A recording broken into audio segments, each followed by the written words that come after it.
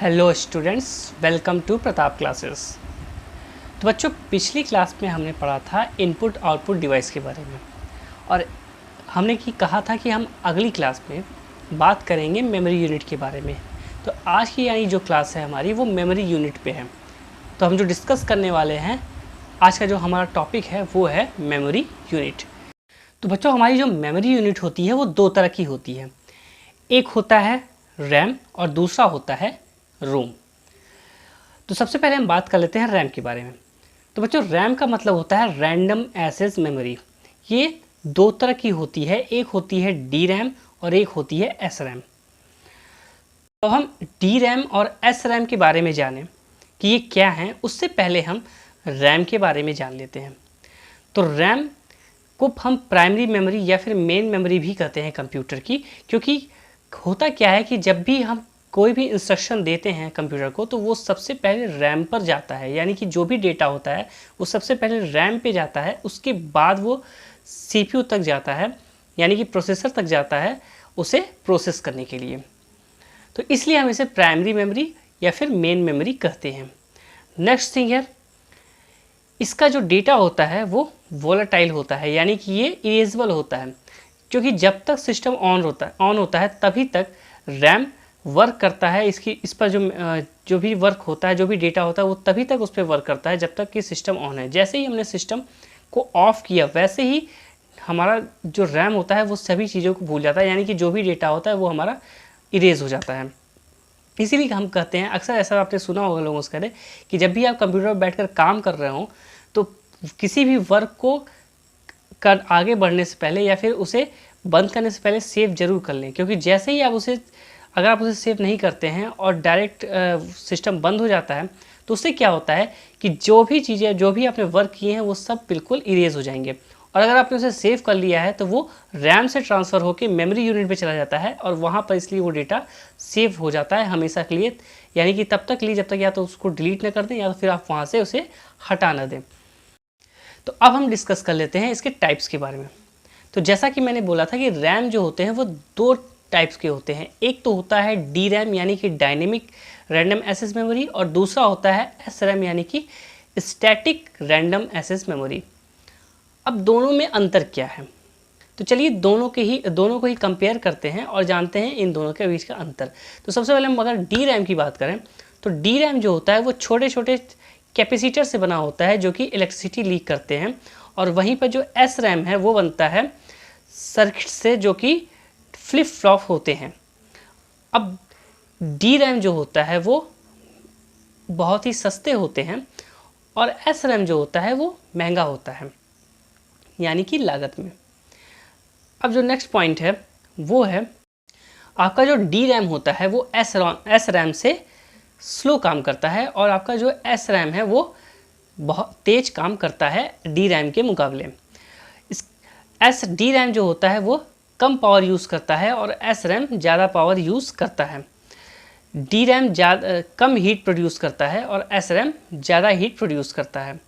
अब जो last point है वो कि डी रैम जो होता है वो मेन मेमोरी के पर्पज़ से यूज़ होता है और एस रैम कैच मेमोरी के रूप में यूज़ होता है।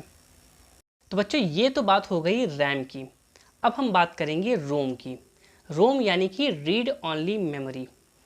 रोम जो होता है वो परमानेंट मेमोरी मानी जाती है, क्योंकि इस पे जो भी डेटा सेव होता है वो परमानेंटली होता है और इसे हटाया नहीं जा सकता है। आपका जो रोम होता है वो सिस्टम इंफॉर्मेशन रखता है जो कि बूट करते समय काम आता है सिस्टम को।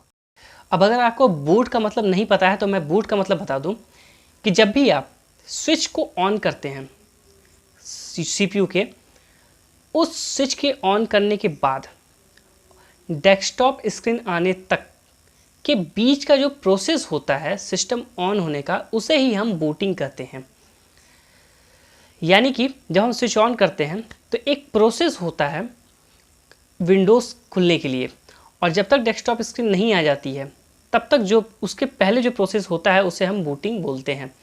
तो जो रोम हमारा होता है वो इसी बूटिंग में काम आता है, क्योंकि जब भी हम सिस्टम ऑन करते हैं तो रोम पर जो डेटा सेव होता है वो उसी डेटा के अनुसार सिस्टम को ऑन करने में मदद करता है और ऑपरेटिंग सिस्टम तक लेके जाता है।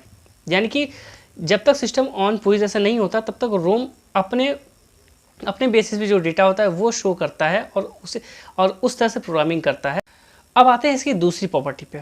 तो जो दूसरी प्रॉपर्टी है वो ये है कि रोम जो होता है वो नॉन वोलेटाइल होता है, यानी कि इरेजेबल नहीं होता है। यानी कि एक बार रोम पर जो प्रोग्राम लिख दिया गया वो प्रोग्राम परमानेंटली फिक्स हो जाता है और उस पर ना तो आप कोई चेंज कर सकते हैं और ना ही आप उसको इरेज कर सकते हैं। इसीलिए रोम को हम रीड ऑनली मेमोरी कहते हैं, क्योंकि हम इसे सिर्फ रीड कर सकते हैं लेकिन इसमें चेंज नहीं कर सकते हैं। नेक्स्ट पॉइंट है, ये हमेशा डेटा को रिटेन करके रखता है, यानी कि जो भी डेटा होता है वो पहले से ही इस पर सेव्ड होता है। अब आते हैं इसके टाइप पे। तो जो सबसे पहला टाइप है उसका वो ये है पी रोम, यानी कि प्रोग्रामेबल रीड ऑनली मेमोरी। ये इस तरह की मेमोरी होती है, इस तरह का प्रोग्राम होता है जिसे हम एक बार अगर लिख देते हैं तो इसे हम इरेज नहीं कर सकते हैं। दूसरा होता है ई पी रोम, यानी कि इरेजेबल प्रोग्रामेबल रोम। ये इस कंडीशन में ये जो भी डेटा इस पर लिखा होता है वो लेज़र लाइट के जरिए इसे इरेज करके हम उसे दोबारा से रीप्रोग्राम कर सकते हैं।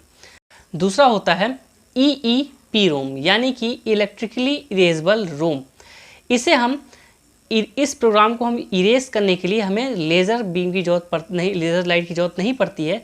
इसकी जगह हम इलेक्ट्रिकली चार्ज से भी इसे इरेज कर सकते हैं और वापस से दोबारा नया प्रोग्राम लिख सकते हैं। तो दोस्तों ये तो बात हो गई रैम की और रोम के दोनों के ही टाइप की। अब रैम और रोम में डिफरेंस क्या है? तो सबसे पहला जो डिफरेंस है वो ये है कि रैम जो होता है वो टेम्प्रेरी मेमोरी होता है और जो रोम होता है वो परमानेंट मेमोरी होता है। यानी कि एक बार रैम पे जो डेटा गया वो कुछ देर के लिए होता है, इसके बाद वो इरेजेबल होता है, और रोम पे जो डेटा होता है वो परमानेंट होता है। दूसरा है कि आपका जो रैम है वो MB में होता है और जो आपका रोम होता है वो GB में होता है। MB मतलब मेगाबाइट और GB मतलब गीगाबाइट। रैम को हम नॉर्मल प्रोसेस के लिए, नॉर्मल प्रोग्राम के लिए यूज़ करते हैं, लेकिन रोम को हम एक पूरा सेटअप तैयार करने के लिए लिखते हैं कि मतलब कि कंप्यूटर को स्टार्ट कैसे करना है और किस तरह से इस पर वर्क करना है। And the last thing is that कि आपका जो रैम है उस पर जो हम प्रोग्राम लिखते हैं वो तेज़ होता है रोम के मुकाबले। तो बच्चों आज की क्लास बस इतनी ही। अब हम मिलेंगे नेक्स्ट क्लास में एक नए चैप्टर और नए टॉपिक के साथ। Thank you.